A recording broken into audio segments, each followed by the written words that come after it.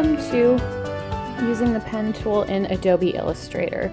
So this is going to be a little bit of a review, assuming that you have opened up and worked in the Illustrator framework before, or the Illustrator program before. So I'm going to jump into Illustrator and I'm just going to create a new document. Because we're just exploring a tool, I'm going to keep it with the standard, which would be a 8.5 by 11 one artboard CMYK high resolution.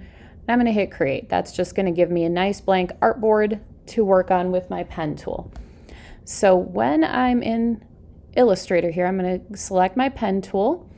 The pen tool is one of the most important tools that you can master within Illustrator. It allows you to do any and all drawing. While there's lots of wonderful other drawing tools in Illustrator, that's what it's for, is doing vector illustration. Mastery of the pen tool will give you some amount of mastery over any other tool. So it's the most important one to work with. Even if you enjoy working with other ones, this one is important to understand. So let's get started with this. I'm going to select the pen tool and I'm going to click and hold down. That shows me all the hidden tools underneath. So I have the pen tool, add anchor point tool, delete anchor point tool, and the anchor point tool. So I'm going to click on this arrow to tear it off. That will give me this little mini palette here so that I can change in between the different features. So when I start to draw, anything in Adobe Illustrator is all point-based. It's a vector-based program, so everything needs anchor points. So all the pen tool does is it allows you to place down anchor points wherever you would like. So now that I've got my pen tool selected, I want to double check my colors here. So right now I'm going to have a white fill with a black stroke. So that's important to be aware of as you draw, that if you have no fill or no stroke on, it's going to be drawing, but you're not going to see it. If you have a fill on, it's going to look like it's filling something in. So you'll see those colors fill in. Since it's going to be white on white, it's going to be hard to see. So I'm going to make it a bright pink just so you can see what this is doing. So I'm just going to simply start placing down a point. So I'm just going to click anywhere on my artboard and you see it's going to place a point. If I click and hold, like I'm doing now, that's going to drag out these little teeter-totter handles called a Bezier curve. This will allow me to curve the point in between the path in between 2 points. So now I can see that this makes a curved line. So if I click again, it will now draw another point. I can curve that, and now it's starting to draw and fill in a shape. If I simply click without dragging out a point, it will give me an anchor point, but it will not have those handles. No worry, if you want them, you can get them.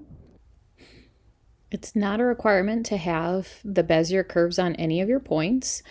So as I'm drawing, you can see that as I've looped all the way around, hopefully you can see, as I get to closing the point, there's a little tiny circle that pops up near my icon for the pen tool. That means I'm going to close the path. Now it's important to have closed paths when you want closed paths to make an entire shape.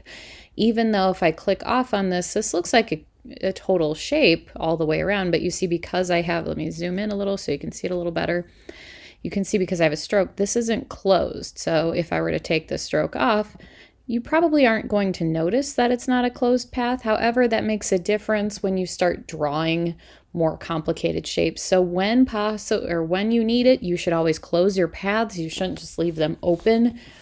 Because it can cause weird issues in printing. It can cause issues working with more complex operations down the line. So I'm going to go ahead and reselect back on, since I've deselected this object. If I hover over this open anchor point, you see that little like slash line pops up. That means I'm going to pick back up. I'm not going to make a new anchor point. I'm going to actually just pick up drawing where I left off with that one. So I'll click that one. I'll hover over here, I get that little circle, so I've now closed those paths with my pen tool. This is now a closed shape. So that is important to know, that this is a closed shape. Now let's investigate what we've got here. So if I grab my direct select tool, which is the white arrow, that's direct select, I can select on any of these individual anchor points. And if I select on any individual ones, I can start to see those little handles, those Bezier curves. So I can now start to teeter-totter them. If I want to make adjustments to this shape, I can move them. And I can explore how the nature of drawing a shape. This is why the pen tool is very powerful, is because I can literally make anything just with these simple tools. So let's say I wanted to add more anchor points. I can grab my Add Anchor Point tool, which is this little pen with the plus. And if I hover over anywhere here on the path, that will add in an additional anchor point. If I want to remove any, I can get my Delete Anchor Point tool. And if I hover over that, that will delete that point. And notice how it will change the shape. It's not going to keep the shape the same. I've removed it. Now let's look at what the difference between using Remove Anchor Point tool and Delete Anchor Point tool. I'm going to back up, Command Z here, or Control Z if you're on a PC. So if I select this point and let's say I minus it with my minus anchor point tool, that's the resulting shape. However, if I select that point and delete it, that is now an open path. See the difference? This now becomes an open path. So hitting delete and minusing the anchor point are not the same. It doesn't result in the same shapes. It doesn't result in the same outcome. So be aware of that. The last item here is the anchor point tool. So that's very useful for a couple different reasons. So let's say if you were drawing with your pen tool, this happens a lot if you're using like a trackpad and you're not real good with a trackpad, or even with a Wacom tablet, if you're kind of new and you get, all of a sudden you get these crazy long curves and you're like, oh my goodness, I accidentally clicked on a thing. I totally messed this up. I don't like these crazy curves. What's happening? They're forever long. This kind of resets your curves or your Beziers. So if I grab my Add Anchor or my Anchor Point tool, and I click on that, you see how that will reset them. So it basically is a reset for the Bezier. If you happen to not put any on, if you recall that this point here has no curves to it, I can simply click on that point and draw them out. So if you happen to forget, or you thought you wanted a sharp point and you really wanted some curves, you can drag those out as well. That's kind of a reset tool for your Beziers. So what are some other things that we can do with just these simple tools? When working with the pen tool, you've got the Beziers like this. Again, they're a teeter-totter shape. It is very much, and you can spin them around. They make loops. It's worth practicing with these to understand how they work and how they function. It's definitely learn by doing. If you said, okay, well, this is great. I want this lovely curve here, but now I want a straight line. How do I break this teeter-totter? It's pretty simple. You just use your Alt or Option key. And you see how I've got a little plus sign popping up? I'm going to grab that teeter-totter handle and I can break it. Now I've broken that curve. That little teeter-totter is now two different parts. So I can move this one independently and I can move this one independently. So now those are two separate things, which allows for much more complicated drawing. I should also show that if you grab your regular pen tool and you hover back over anything, it also becomes the Add and Remove Point tool if you're very careful. So you have to be fairly exacting. You can't just kind of get close. So if I hover over an existing point, you see how that minus shows up. So it will turn itself into the minus point. It will also turn itself into the plus point, so I can add a point back in. However, if I'm not directly on this line that is resulting, I get a little star by it. That means I'm drawing an entirely new shape. So just be aware of what those mean when you're drawing to draw a new shape. So those are some of the basics of the pen tool. Now let's get into some more complicated drawing with our pen tool. All right, so now we're going to draw something a little more complicated. I'm going to go ahead and trace this logo. This is a Thundercat logo from the really cool cartoon show. And it's nice, simple two-part logo that I'm going to trace. So I'll show you some of the basics with that tool. So I've gone ahead and copied this out of an image search. And whenever I trace something, I like to lock that image once it's in here. So right now I can move it around. Because I'm going to be working over top of this, I'm going to go ahead and lock the object. So I'm going to go to Object, Lock, selection or Command 2 or Control 2 if you're on a PC. That's locked. I can no longer move it.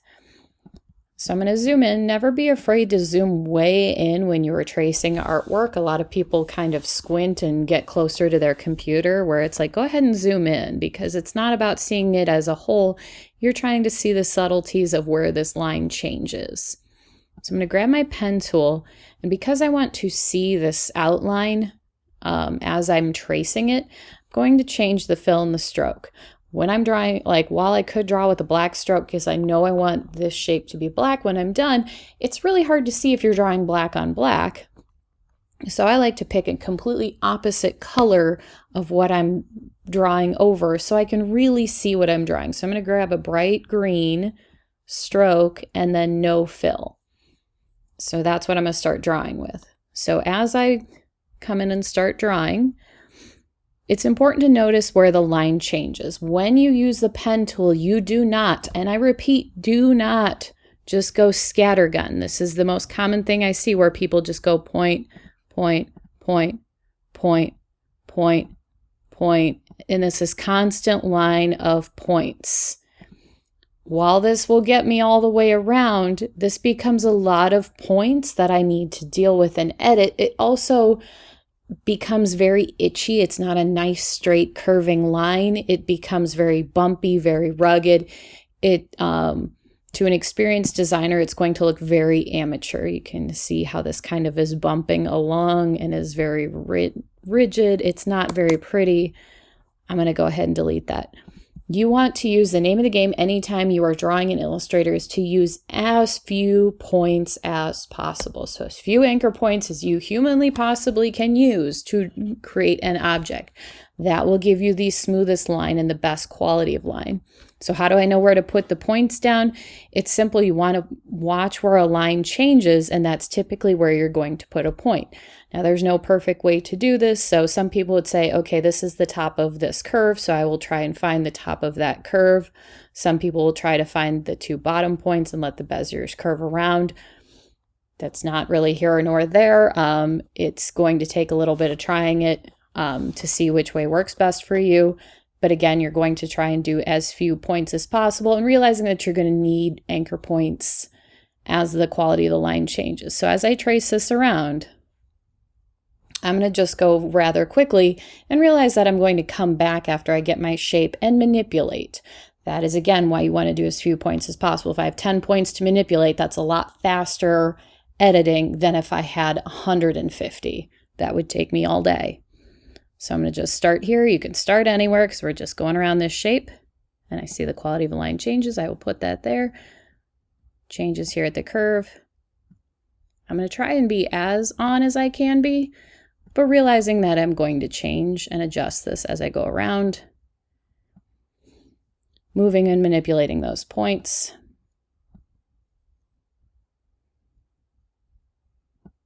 And I am just using a trackpad. I'm on my laptop. I'm just using a trackpad. I'm not even using a mouse or a Wacom tablet.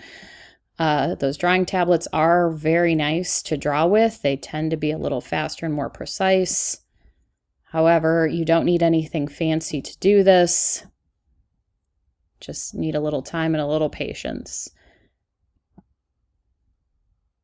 So as this line curves, and again, you see I'm not right on. That's okay. I'm going to come back and change it. I'm not going to stress out about getting it perfect the first time around. I'm going to get it, close enough, and then come back and fix it so it's much better.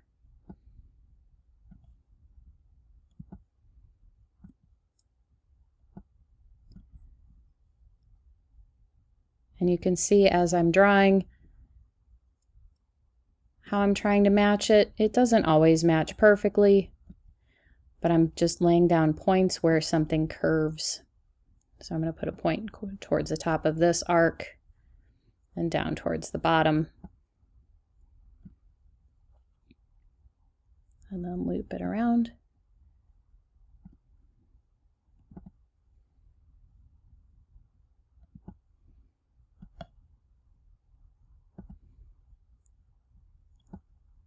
because I have a sharp point there. I didn't put any Bezier curves on it. I can, but that gives me the sharpest point, is to not have those Bezier curves.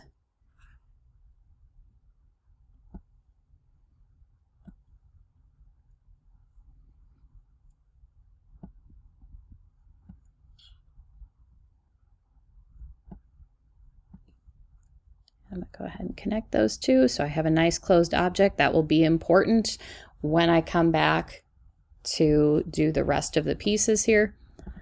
So I have a closed object. Now if I back up, you can see easily there is my outline around here, and I've got some places that I'm off. That's okay. Don't stress too much about getting it perfect. It's just like writing. It's all about the editing. You just want to get kind of a nice first pass and then go back around. So I'm going to grab my direct select tool, which is the white arrow. I already got it. And I'm simply going to manipulate these curves so that they are more on. Because this is a nice sharp point, I can either drag this one back towards the anchor point. Whoops, see, that's where it starts flipping around and can get a little crazy. As I drop back, that will sharpen that. And maybe I don't like how that looks as much, so I might break this one. So I'm going to hit that Option key and curve it up. So it gives it a sharp point, but I still keep this nice curve on the one side and can curve the path around. That looks a little better. I'm going to do the same thing here because it's a sharp point. Alt key, there. That's much closer. So you can see where this takes some patience in drawing.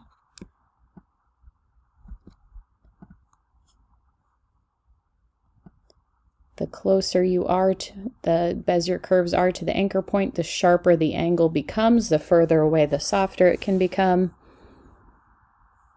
So when you've got a nice long curve or a nice big gradual curve, you're going to need longer Beziers, like how you see here.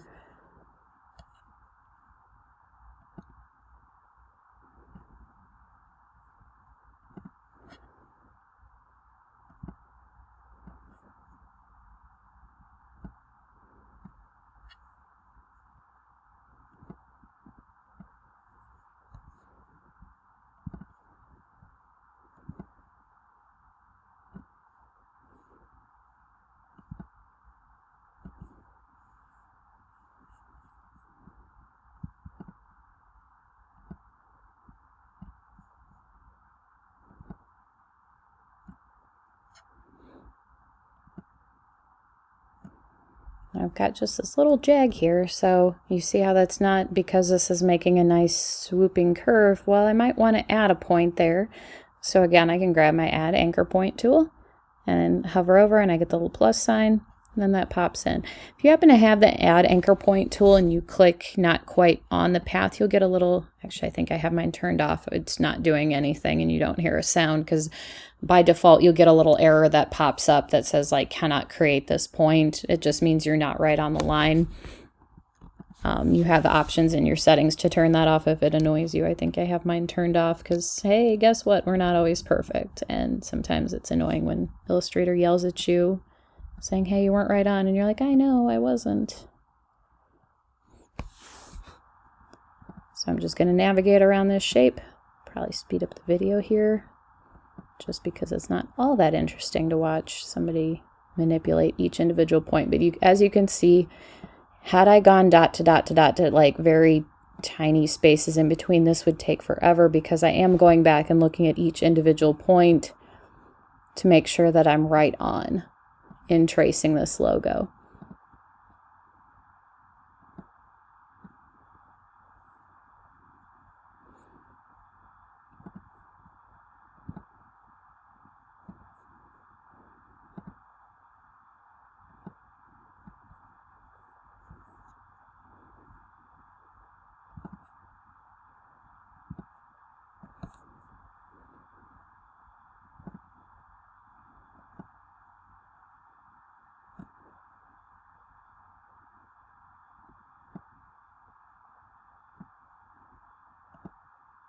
There is a push and pull, so you see as I shove that Bezier in, it adjusted that line. So sometimes you have to go back and forth in between a couple points to do that kind of finesse.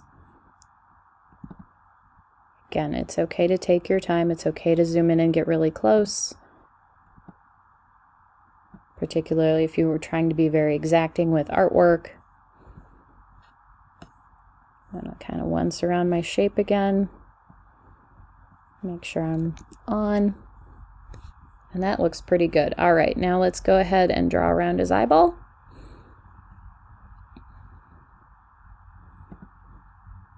So starting in that corner point, because it's a nice sharp corner.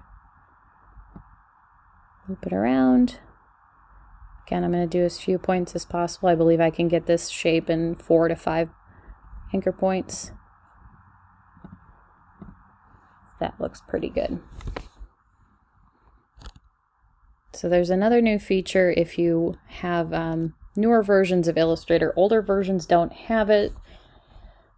Can't remember when it came in. It might have been Creative Clouds. It was one of the Creative Cloud versions. If you have the most recent version, it'll have it. If you are working with an older, like CS4 or something like that, it won't be here. But when I direct select on this point, you see this little white dot. Let's zoom in and see if I can get a little bigger. That white dot right there. And when I hover over it, it gives me a little arc shape. This will allow me to curve this point. So if I click and drag it, you can see that it's rounding that corner, and you can actually see it's giving me a numeric value. So I can go to 0. I can actually pop it up. That's way huge. I want to be a little more subtle than that. Oop, not that big. So you can actually click and kind of drag in, and it will round it slightly. Just want that a little softer. And that looks nice. There we've got the outline of my Thundercat head drawn with that pen tool. Last step is going to be drawing this circle, and I could draw this with the pen tool, but perfect geometric shapes, I do like to use the actual ellipse tool or rectangle tool. So I'm going to grab my ellipse tool, holding down the shift key to constrain proportions so I get a perfect circle. Drag out this circle. Again, you don't have to be perfect. Close enough. And I can tell that this probably was slightly warped. There we go. Ta-da. There it is. So now I have my Thundercat logo. I'm going to go ahead and unlock that object. So I'll go to Object, Unlock All, which will unlock that. I'll show you another way to do that. Optional way too is going to my layers panel, because I only have one layer for everything. I can see here this is locked right there. There's that placed image. I can click on that padlock. This is now also unlocked. So if you have a lot of things that are locked and you only want to unlock one thing at a time and not everything, you can unlock it from that layers panel as well. So if I move this off of here, and I can now see there's what I've drawn. Cool. Let's go ahead and fill that in with some color, shall we? So I'm going to select that cat head. I'm going to give it a black fill and no stroke. Not a white stroke, no stroke. And I'm going to select the eyeball and also give it no stroke and a black fill. Here's the problem though, is that this is not going through. And sure, I could make it red and then make this background red with no stroke, but because of the order we drew this in, because I drew as you draw it, just the most recent thing goes on top, that because I drew the circle last, it is on top. So I need to send it to the back, which I can do several ways. I can go to Object, Arrange, Send Backward will send it one layer back, Send to Back will send it all the way back on this layer. So let me open that up again. So here's the ellipse. So if I go Object, Arrange, Send Backwards, watch it go back one. There, it's moved from top there. I can go Object, Arrange, Send to Back, which is fine because I don't need it in the front. And there, it's all the way in the back here. So it's even behind these pieces that we had originally. You can also move things right within your layers panel. So I can just grab and drag it. So if I said, no, I want it to be above these pink shapes for whatever reason, now those are behind it. So that's my stacking order. So while this looks pretty good, we have this problem with the eyeball because I just made it this matching color. So if I said, well, while I like this red, maybe it needs to be yellow. Well, now it's yellow, but now I'd always have to change this. So if I'm changing it or laying it over something else, now I've got two things to change. We want to punch this eye through so it becomes one piece and I can see through to that background color. So let's do that now. So the way I want to go ahead and punch this through is I'm going to use something called the Pathfinder palette. So if I go to Window, this is all in alphabetical order, Pathfinder, this gives me my shape building properties. So I want to reverse this out from that. So I want to punch it through. So whenever you're punching through, the object you're punching through must be on top. So this has to sit on top of this in order for it to punch and become one piece. So I'll select both things. So holding down Shift, we'll select the eye, hold down Shift, select down the panther head, and it becomes this, which is minus front, and that punches through. So I can now see the color below. So no matter what I drag this over, I can see that color below. So that way, if I decide to change my mind and make this red again, I only have to change one object. So that is tracing a logo with the pen tool. Hopefully you found that useful. I want to show one comparison very quickly before I wrap up this video, and that is when people ask, well, why would I use the pen tool when I have something called image trace? So if you happen to find an image like this, or you were given an image, a logo, and somebody said, I don't have a vector version of my logo, here's a JPEG, and go ahead, but I need a vector version, go ahead and vectorize it. Yes, image trace is there. It will take a raster-based object like a JPEG, like this one is, and turn it into a vector. But let's look at the difference. So I'm going to go open up my image trace panel, which is under image or window image trace, which is right here. This gives me all my tools. So let's go. I'm going to tip open advanced to show me all the features. But let's go ahead and hit preview and see what that looks like. Oh, let's first make it color.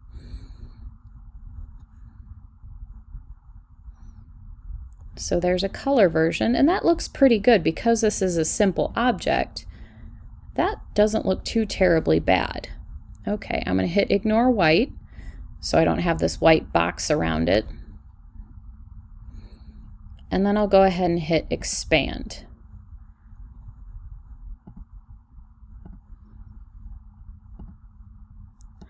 So now what I've got is one grouped object. So I can ungroup it if I need to do it. Object, ungroup. So now I have this panther head. Oops, it's still grouped, it looks like. Object, ungroup.